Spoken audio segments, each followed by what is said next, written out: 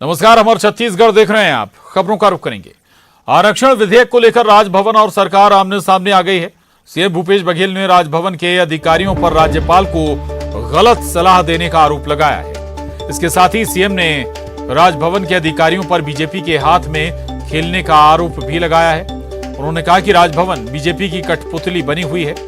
BJP पर उन्होंने दो मुही बात करने का आरोप लगाया है। सरकार के 4 साल पूरे होने पर बीजेपी की प्रेस कॉन्फ्रेंस करने पर सीएम ने हमला बोला और कहा कि दोनों सरकार के काम की तुलना कर ले बीजेपी। भारत जोड़ो यात्रा के 100 दिन पूरे होंगे पर सीएम ने कहा कि इससे देश में बदलाव आया है। तो आपको एक बार फिर बता दें, मुख्यमंत्री भूपेश बघेल ने बीजेपी पर निशाना साधा है और खासतौर से आरक्षण विधेयक को लेकर अब जो टकराव जैसे हालात बनते हुए नजर आ रहे हैं, इसी पर मुख्यमंत्री भूपेश बघेल ने राजभवन के अधिकारियों के पर राज्यपाल को गलत सलाह देने का आरोप लगाया है।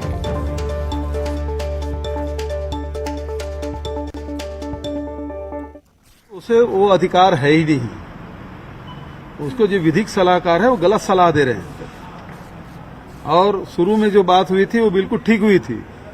राज्यपाल जी ने क्या कहा था, जैसे विधानसभा से प्रस्ताव पारित होता है या अध्यादेश सरकार लाती है, मैं तुरंत हस्ताक्षर करूंगी। तो आरक्षण कोई एक वर्ग का नहीं होता। आरक्षण में सारे वर्गों के लिए होता है, सारे नियम होते हैं। क्या ये बात राजभवन को पता नहीं? और जब हो गया तो क्वेरी किससे कर रहे हैं? विधानसभा से बड़ा हो जाएगा कोई विभाग, तो विभागों से जानकारी ले रहे हैं। विधानसभा से कोई पारित होने के बाद विभागों से जानकारी नहीं ली जाती, तब पार्टी के हाथों राजभवन के द्वारा सब खेल हो रहा है और ये ठीक नहीं है। पहले कुछ स्टैंड था, अब वो धीरे धीरे स्टैंड बदलते जा रहा है। फिर बोले मैं तो केवल आदिवासियों के लिए बोली थी। तो आरक्षण केवल आदिवासी के लिए नहीं है, आदिवासी के लिए तो है ही। 20% था, उसको 32% हम लोगों ने किया है। लेकिन उसके साथ साथ पिछड़े वर्ग का है, 12% हमारा अनुसूचित जाति का है, उसे 13% किया गया। पिछड़े वर्ग का 14% था, उसे 27% किया गया। ईडब्ल्यूएस के लिए पहली बार 4% उसे प्रावधानित किया गया है। तो आरक्षण की पूरे प्रक्रिया है। और जब विधानसभा कार्रवाई होती है तो राजभवन सीधा सुनाई देता है, वहां स्पीकर लगा रहता है। तो क्या सारे प्रक्रिया के बारे में जानकारी नहीं थी राजभवन को? तो केवल ये भारतीय जनता पार्टी के हाथों में कठपुतली बने हुए हैं राजभवन के अधिकारी, और उस प्रकार से उनके निर्देशों पे काम कर रहे हैं जो इस प्रदेश के हित में नहीं है। सुप्रीम कोर्ट के जो गाइडलाइन है 50%, तो वो तो अब वो अनरिलेवेंट हो गया, अप्रासंगिक हो गया कि नहीं हो गया? जब उसको आपने ईडब्ल्यूएस को 10% जैसे दिया तो 50% से एक्सीड हो गया, तो वो प्रासंगिक कहाँ रहा? 60% खुद कर लिया। भारत सरकार ने खुद 37% पिछड़े वर्गों को दिया है, तो राज्य सरकार यदि पिछड़े वर्ग 27% दे रहा है तो गलत क्या है? और भारत के संविधान में जो व्यवस्था है कि अनुसूचित जाति जनजाति की जितने जनसंख्या उसके प्रतिशत के अनुसार आरक्षण होगा, तो वही तो हम किए हैं। और भारत सरकार ने कहा कि ईडब्ल्यूएस के लिए 10% तक, तो हमारे यहाँ हमने हेड काउंट कराया, उसमें 3.5% आया, हमने 4% दिया है। तो हमारे तरफ से कोई गलती हुई नहीं है। तो विधानसभा में भारतीय जनता पार्टी से समर्थन किया है, अब कैसे बाहर विरोध करेंगे? तो इसके दो मुंह हुए। विधानसभा में कुछ कहते हैं, बाहर कुछ कहते हैं, करवाते कुछ और हैं। बहुत बढ़िया है, अच्छा करना चाहिए और तुलना करनी चाहिए कि उस 15 साल में वो लोग क्या किए थे और 4 साल में क्या हुआ, वो तुलना कर ले। किसानों को क्या वो 2100 रुपये को वादा किए थे वो कर पाए? 300 रुपये बोनस हर साल देंगे बोले थे, दे पाए? चावल सबको उपलब्ध हो पाया? राशन सबको उपलब्ध हो पाया था? स्कूल बंद क्यों किए थे वो बताएं। तो ये सब उनको बताना चाहिए। नान में, खदान में, धान में घोटाला क्यों हो वो बताना चाहिए। चिट फंड कंपनी को पैसा डकार गए और यही लोग सब उसके मुख्य अतिथि थे, वो पैसा कहाँ गया वो बताना चाहिए। हजारों करोड़ रुपया छत्तीसगढ़ से गया, गरीबों का, किसानों का, नौकरी पेशा वाले लोगों, व्यापारियों को पैसा गया चिट फंड कंपनी में, तो बताना चाहिए उनको। बिल्कुल करना चाहिए प्रेस कॉन्फ्रेंस। बड़ा परिवर्तन आया है क्योंकि महंगाई, बेरोजगारी और जो समाज के बीच में जो खाई पैदा कर दिया गया था, हिंसा और घृणा और नफरत दिमाग में भर दिया गया था, अब उसमें परिवर्तन है। लोग अब सोचना शुरू किए कि नहीं, देश का असली मुद्दा महंगाई और बेरोजगारी है, हमको उसमें एक साथ खड़ा होना है। और यही कारण है कि राहुल जी की जो पद यात्रा है, हजारों नहीं, लाखों नहीं, करोड़ों लोग अब तक ही जुड़ चुके हैं। तो सुन रहे थे आप मुख्यमंत्री भूपेश बघेल की प्रतिक्रिया। दरअसल कई मसलों पर बोले हैं और सबसे बहुत विस्तार से उन्होंने आरक्षण विधेयक पर अपनी बात रखी। ममता लांजेवार हमारे साथ जुड़ गई हैं रायपुर से और जानकारी के साथ। ममता, शुरुआती दौर में लग रहा था जब आरक्षण विधेयक पारित हुआ था विधानसभा से कि बहुत ज्यादा वक्त नहीं लगेगा राजभवन में इस पर साइन होने में, लेकिन अब ये बड़ा लंबा खिंचता चला जा रहा है और ऐसा लग रहा है कि अब बहुत सीधा टकराव इस मसले पर होगा।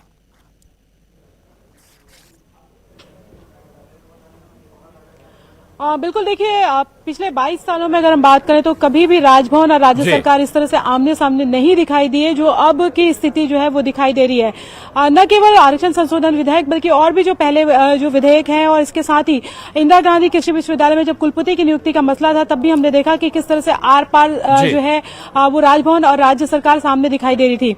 अभी आरक्षण के मसले पर अगर हम बात करें तो यही बात उठती है और कांग्रेस पार्टी भी यही कह रही है। मुख्यमंत्री भूपेश बघेल भी बार बार राज्यपाल के उस बयान का जिक्र कर रहे हैं जिसमें जब विशेष सत्र बुलाने की बात हुई थी तब राज्यपाल की त्वरित जो प्रतिक्रिया आई थी कि मैं तो दूसरे ही दिन दस्तखत कर दूंगी, लेकिन राज्यपाल का कहना है कि वो उन्होंने सिर्फ आदिवासी आरक्षण को लेकर कहा था। इसी पर मुख्यमंत्री भूपेश बघेल ने कहा कि जब ये पूरा जो प्रारूप तैयार किया जाता है वो पर्टिकुलरली किसी पर्टिकुलर समाज के लिए नहीं किया सकता, तमाम पूरे जो वर्ग है, सभी जो जातियां हैं उसके लिए तैयार किया जाता है और किया गया। आज मुख्यमंत्री ने ये भी कहा, एक बड़ा बयान दिया, उन्होंने कहा कि राजभवन के अधिकारी जो है वो बीजेपी की कठपुतली बने हुए हैं और गलत जानकारी दे रहे हैं। उन्होंने राज्यपाल की प्रतिक्रिया पर भी जो है वो तीखा प्रहार किया और उन्होंने कहा कि जब विधानसभा में कोई विधेयक पारित होता है, तमाम जो बातचीत होती है, जो कुछ भी होता है वो सीधे राजभवन को सुनाई जाता है। तो राजभवन इस तरह से ये नहीं कह सकता कि उन्हें इसकी जानकारी नहीं थी या नहीं, वो ऐसे नहीं बता सकते हैं कि उन्हें किसी बात की जानकारी नहीं थी। जाहिर तौर पर जो लगातार कांग्रेस पार्टी आरोप लगाती रही है इनडायरेक्टली मुंह दबी जुबान से कि राजभवन जो है बीजेपी के दबाव में है, आज एक तरह से कहें कि खुलकर भी मुख्यमंत्री भूपेश बघेल ये नया आरोप है कि राजभवन बीजेपी के आरोप में अधिकारी बीजेपी के हाथों में खेल रहे हैं। ये नए आरोप मुख्यमंत्री ने लगाए हैं। शुक्रिया आपका ममता, इन तमाम जानकारी के लिए धन्यवाद। तो आपको बता दें एक और बड़ी खबर रायपुर से, छत्तीसगढ़ में आरक्षण पर घमासान मचा हुआ। आरक्षण पर मचे घमासान के बीच नया मोड़ आया है। आज एक याचिका पर अर्जेंट हियरिंग होगी सुप्रीम कोर्ट में। आज अर्जेंट हियरिंग होने जा रही है। सामाजिक कार्यकर्ता ने सुप्रीम कोर्ट में याचिका लगाई थी। बीके मनीष ने सुप्रीम कोर्ट में याचिका लगाई है आरक्षण मसले पर। तो ये बड़ी खबर है। छत्तीसगढ़ में आरक्षण पर एक बार फिर घमासान मचता हुआ नजर आ रहा है। आरक्षण पर मचे घमासान के बीच आज सुप्रीम कोर्ट में एक याचिका पर अर्जेंट हियरिंग होने जा रही है। सामाजिक कार्यकर्ता ने सुप्रीम कोर्ट में ये याचिका दाखिल की थी, बीके मनीष, जिन्होंने याचिका लगाई है आरक्षण मसले पर। तो छत्तीसगढ़ में आरक्षण के मसले पर एक याचिका सुप्रीम कोर्ट में दाखिल हुई है और उस पर आज अर्जेंट हियरिंग होने जा रही है। सुशील पांडे हमारे साथ जुड़े हैं दिल्ली से और जानकारी के साथ। सुशील, क्या इस याचिका में कहा गया है या अपील की गई है? आज अर्जेंट हियरिंग की वजह भी कुछ खास? जी देखिए प्रशांत, इसमें जो फिलहाल अर्जेंट हियरिंग के लिए याचिका दाखिल की गई है उसमें याचिकाकर्ता मनीष की तरफ से एक एप्लीकेशन फाइल किया गया है जिसमें उन्होंने खुद को पक्षकार बनाने की मांग की है। इससे पहले छत्तीसगढ़ सरकार सुप्रीम कोर्ट पहुंची थी और उन्होंने छत्तीसगढ़ हाईकोर्ट के फैसले को चुनौती दी थी, जिसमें फिलहाल हाईकोर्ट ने जो तमाम आदिवासियों को आरक्षण दिया गया था उस फैसले को उन्होंने रद्द कर दिया था और उसी के खिलाफ छत्तीसगढ़ सरकार भी यहाँ पहुंची है। छत्तीसगढ़ सरकार की तरफ से सुप्रीम कोर्ट में ये कहा गया है कि हाईकोर्ट के फैसले पर पुनर्विचार करे सुप्रीम कोर्ट और हाईकोर्ट के फैसले पर रोक लगाए, क्योंकि इस पूरे मामले में एक संवैधानिक सवाल है कि क्या आरक्षण जो दिया गया है छत्तीसगढ़ में आदिवासियों को शैक्षणिक संस्थानों में, क्या वो आरक्षण देना सही है? क्या वह सुप्रीम कोर्ट के 9 जजों की जो बेंच थी, इंदिरा साहनी की जजमेंट, क्या उसके खिलाफ तो ये फैसला नहीं है? तो इन तमाम बिंदुओं पर फिलहाल सुप्रीम कोर्ट विचार करेगा। उसके बाद देखना बेहद अहम होगा कि सुप्रीम कोर्ट आज इस पूरे मामले में क्या कुछ अहम आदेश जारी करता है, क्या हाईकोर्ट के आदेश पर सुप्रीम कोर्ट रोक लगाता है या फिर नहीं। ठीक है, शुक्रिया सुशील जानकारी के लिए। आगे बढ़ेंगे। रायपुर में यूथ कांग्रेस के सम्मेलन में सीएम भूपेश बघेल शामिल हुए। कांग्रेस के युवा कार्यकर्ता को संबोधित करते हुए राहुल गांधी की पदयात्रा की तुलना शंकराचार्य, स्वामी विवेकानंद और महात्मा गांधी की पदयात्रा से करते हुए उसे हमेशा अच्छा परिणाम देने वाला बताया। साथ ही यात्रा को महंगाई, बेरोजगारी के खिलाफ एक मुहिम बताया। सीएम भूपेश बघेल ने राहुल गांधी पर विपक्ष के बयानों को लेकर भी हमला बोलते हुए कहा कि हेट स्पीच और इतना कुछ खराब बोला गया है कि अगर उसे एक जगह इकट्ठा किया जाए तो बड़ा पोथा तैयार हो जाएगा। वहीं इस मौके पर सीएम ने सिंधिया के पार्टी बदलने पर टिप्पणी करते हुए कहा कि सिंधिया मंत्री तो बन गए लेकिन प्रतिष्ठा उन्हें नहीं मिली। काम ऐसा हो कि पद नहीं, समाज में सम्मान मिले।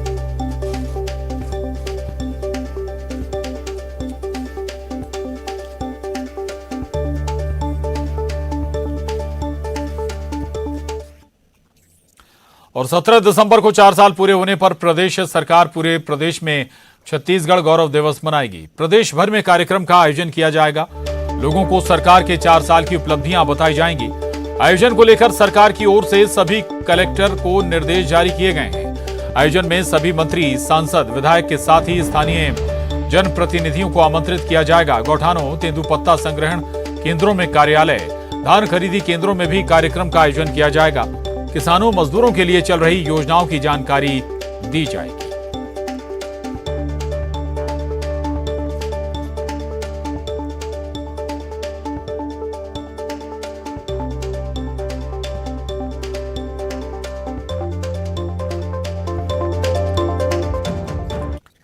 और प्रदेश सरकार के 4 साल पूरे होने पर बीजेपी प्रदेश भर में प्रेस कॉन्फ्रेंस कर रही है। रायपुर में रमन सिंह ने प्रेस कॉन्फ्रेंस कर सरकार पर निशाना साधा है। उन्होंने सरकार पर हर मोर्चे पर फेल होने का आरोप लगाया। रमन सिंह ने कहा कि सरकार ने बड़ी बड़ी घोषणाएं की हैं लेकिन वो जमीन पर नहीं दिख रही।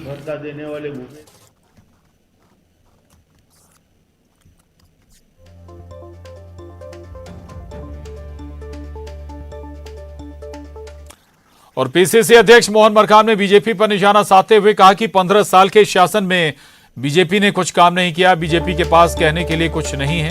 15 साल के शासनकाल में बीजेपी ने प्रदेश के संसाधनों को सिर्फ दोहन किया है। प्रदेश की जनता के लिए बीजेपी ने कुछ नहीं किया।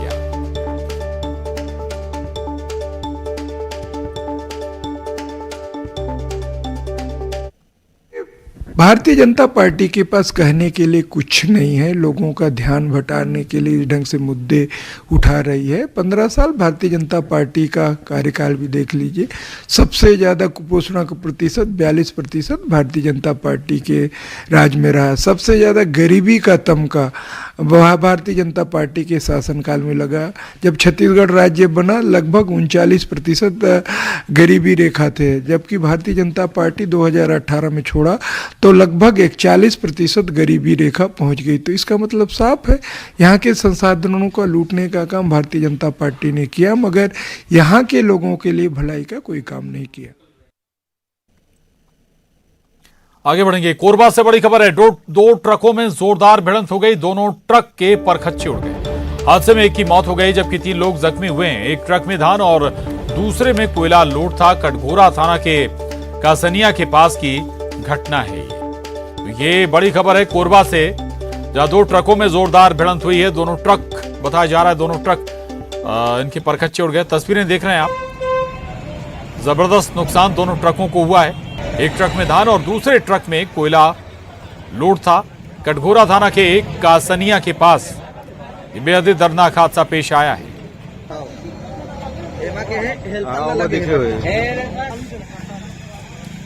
ये एक्सक्लूसिव तस्वीरें कोरबा से।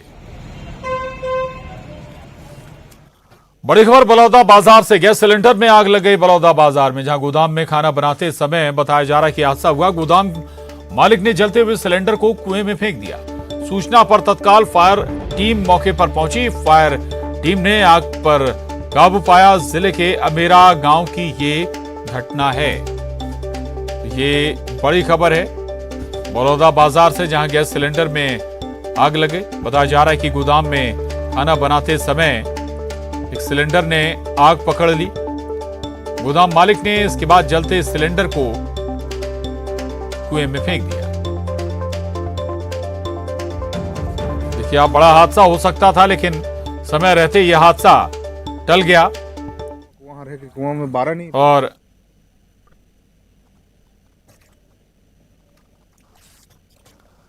आगे बढ़ेंगे। न्यायधानी बिलासपुर में अपराधी बेलगाम हो चुके हैं। प्रॉपर्टी डीलर संजू त्रिपाठी की हत्या के आरोपी पकड़े भी नहीं गए और शहर में एक और हत्या से सनसनी फैल गई। तारबहार के लिंक रोड में घर में घुसकर एक प्रिंसिपल की हत्या कर दी गई। पचपेड़ी के सरकारी स्कूल में पोस्टेड प्रिंसिपल की हत्या से इलाके में दहशत का माहौल है। आरोपी ने प्रिंसिपल के सिर पर हथौड़े से मारकर उनकी हत्या कर दी। हालांकि पुलिस ने इस मामले में हत्या के आरोपी को गिरफ्तार कर लिया है।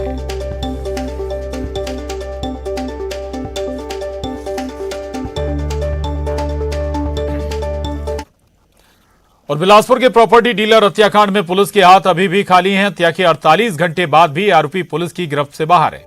आरोपियों की गिरफ्तारी के लिए बिलासपुर पुलिस ने स्पेशल टीम बनाई है। टीम को एमपी, यूपी और ओडिशा के लिए रवाना कर दिया गया है। वहीं प्रदेश के अलग अलग शहरों में भी टीम को रवाना किया गया है। पुलिस को हत्याकांड के मामले में अहम सुराग मिले। घटना में इस्तेमाल एक एसयूवी को पुलिस ने बरामद किया है।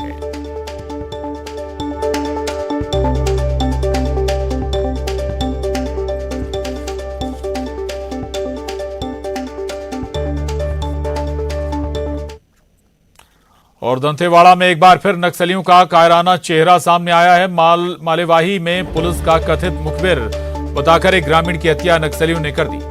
नक्सलियों ने ग्रामीण की हत्या कर शव को मालेवाही चौक पर फेंक दिया। शव के साथ नक्सलियों ने एक पर्चा भी फेंका है। ग्रामीण की हत्या से गांव में दहशत का माहौल बना हुआ है। 2 दिन पहले नक्सलियों ने ग्रामीण को अगवा किया था और आज उसकी हत्या कर उसके शव को फेंक दिया गया।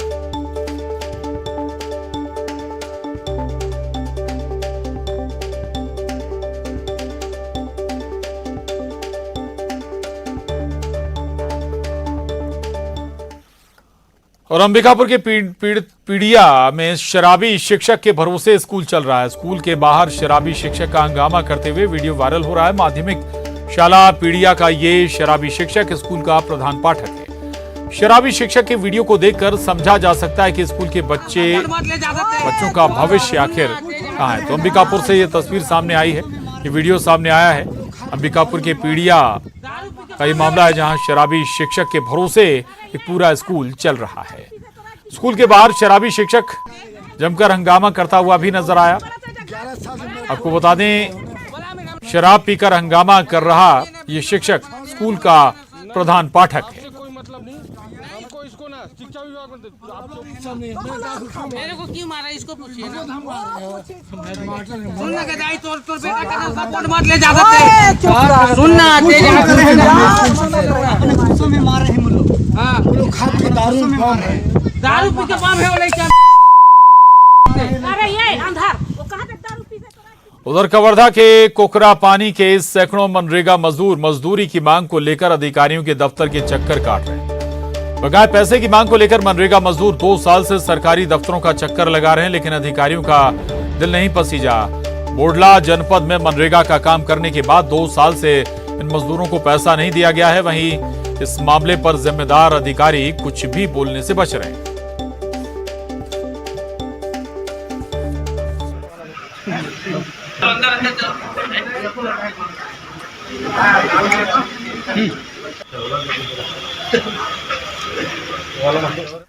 और धमतरी से बड़ी खबर है। नशीली दवा तस्करी पर जिला न्यायालय का बड़ा फैसला। आरोपी को 10 साल की सजा और 1 लाख का जुर्माना लगाया गया है। 2021 में बड़ी मात्रा में नशीली दवा के साथ आरोपी पकड़ा गया था। महिमा सागर वार्ड से कोतवाली पुलिस ने आरोपी को गिरफ्तार किया है।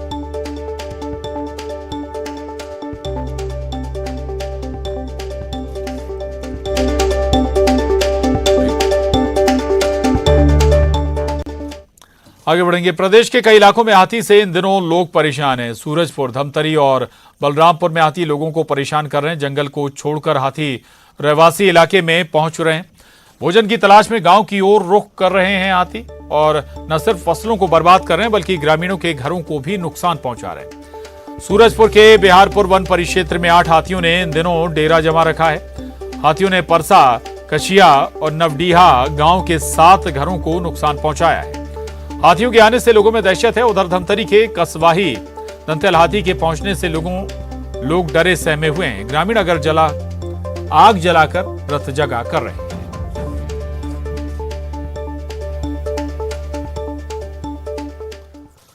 वहीं सूरजपुर के कोतवाली क्षेत्र में हिरण का शिकार कर पकाने की तैयारी कर रहे 4 लोगों को पुलिस ने गिरफ्तार कर लिया। कोट गांव में पुलिस को सूचना मिली कि कुछ ग्रामीण एक हिरण का शिकार कर उसे पकाने की तैयारी कर रहे हैं, जिसके बाद पुलिस ने मौके पर पहुंचकर 4 को गिरफ्तार कर लिया।